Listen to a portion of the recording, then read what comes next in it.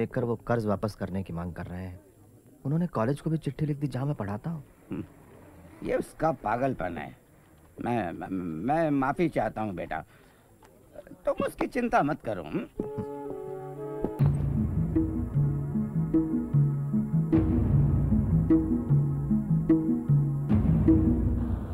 Thank you मुझसे बात करने का। My pleasure. डॉक्टर अंबेडकर, मैं आपके आंदोलन को काफी समय से देखती आ रही हूँ, लेकिन एक बात मेरी समझ में नहीं आई। आप हमेशा से कांग्रेस के विरोधी रहे हैं। कांग्रेस ने गोलमेज सभा का बहिष्कार किया, लेकिन आप उसमें शामिल हुए। फिर भी हाल ही में आपने बचाव किया उन 47 कांग्रेसी सत्याग्रहियों का जो चिरनेर फायरिंग केस में शामिल थे। क्या ये अंतर्विरोधी नहीं? मिस रोजा एप्स्टाइन। हाँ, मिस एप्स्टाइन, मेरी स्थिति बिल्कुल अंतर्विरोधी नहीं है। मैंने कुछ सिद्धांतों की वजह से ये केस हाथ में लिया। मैं कांग्रेस से सहमत नहीं हूँ, लेकिन मैं ये मानता हूँ कि हर नागरिक को आंदोलन करने का अधिकार है। लोगों के अधिकार और स्वतंत्रता सरकार के टिकने से कहीं ज्यादा महत्वपूर्ण होते हैं। लेकिन खुद गांधी जी ने बुलावा क्यों भेजा? जाहिर है भेड़ों जैसे हमारे झुंड को अपने साथ शामिल करना होगा। उनके असर से बचे रहना।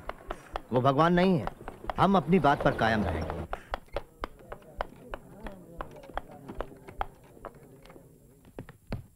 नमस्ते। नमस्ते। बापूजी छत पर हैं। नमस्ते। आइए। नमस्ते। कहाँ तक सीखा चरखा चलाना मेरा बहन? मैं कोशिश कर रही हूँ बापू। गुड। तुम बिल्कुल सही काट रही हो। ध्यान दोगी, लगन के साथ करोगी, तो एक दिन तुम निपुण हो जाओगी। बिल्कुल सही। Good good, that is right. Bapuji, doctor Ambedkar આવ્યા છે। हाँ हाँ हाँ, डॉक्टर आंबेडकर, आप मुझसे मिलना चाहते थे? गांधी जी, आपने ही मुझे चिट्ठी भेजकर बुलाया था। हाँ हाँ हाँ, याद आया। पता चला है कि आपको शिकायत है मुझसे और कांग्रेस से। मैं आपको बता दूं, अछूतों की समस्या को लेकर मैं चिंतित रहा हूं मेरे बचपन से। तब आप पैदा भी नहीं हुए थे डॉक्टर अंबेडकर। मेरे प्रयासों से ये बात कांग्रेस के मंच पर भी उठाई गई। और यही नहीं, हमने 20 लाख रुपए भी दिए हैं अछूतों के जीवन सुधार के लिए। आश्चर्य की बात है कि आप जैसा व्यक्ति कैसे विरोध कर सकता है मेरा और कांग्रेस का। असल में कांग्रेस ने इस समस्या को समझने का सिर्फ दिखावा किया है, दांभिकता भरे झूठे और खोखले आश्वासन देकर। आपने कहा कि कांग्रेस ने 20 लाख खर्च की। मैं कहता हूं कि व्यर्थ खर्च की। अगर कांग्रेस अपना दायित्व समझती है तो कांग्रेस का सदस्य बनने की शर्त होनी चाहिए छुआछूत ना मानना, ना कि खादी पहनना। आप कहते हैं कि ब्रिटिशों के मन में हमारे लिए कोई बदलाव नहीं आया। मैं ये पूछता हूं कि हिंदुओं के मन में भी कहां बदलाव आया है हमारे लिए?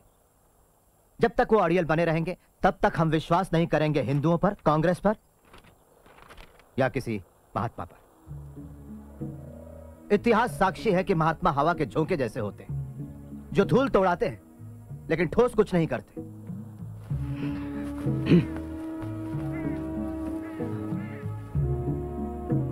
गांधी जी, मेरी कोई मातृभूमि नहीं।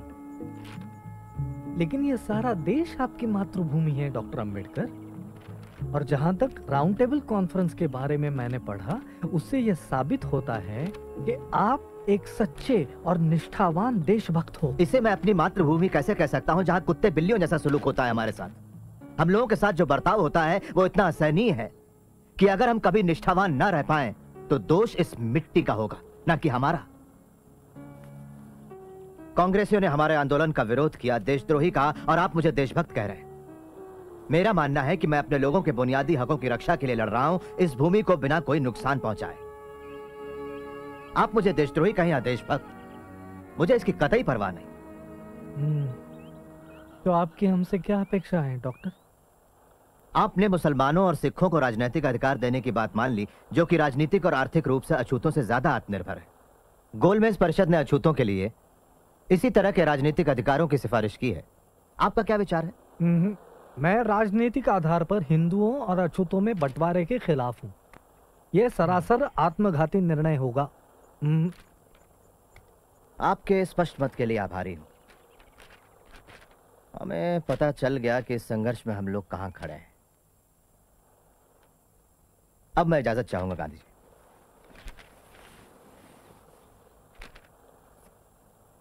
इतना असंयम। महादेव भाई। जी बापू। उन्होंने ऐसा क्यों कहा कि उनकी कोई मातृभूमि नहीं? शायद महार होने के नाते ऐसा सोचते हो। डॉक्टर अंबेडकर क्या महार हैं? सारी दुनिया जानती है बापू। सारी दुनिया जानती होगी पर मैं नहीं। मुझे किसी ने क्यों नहीं बताया उनके बारे में?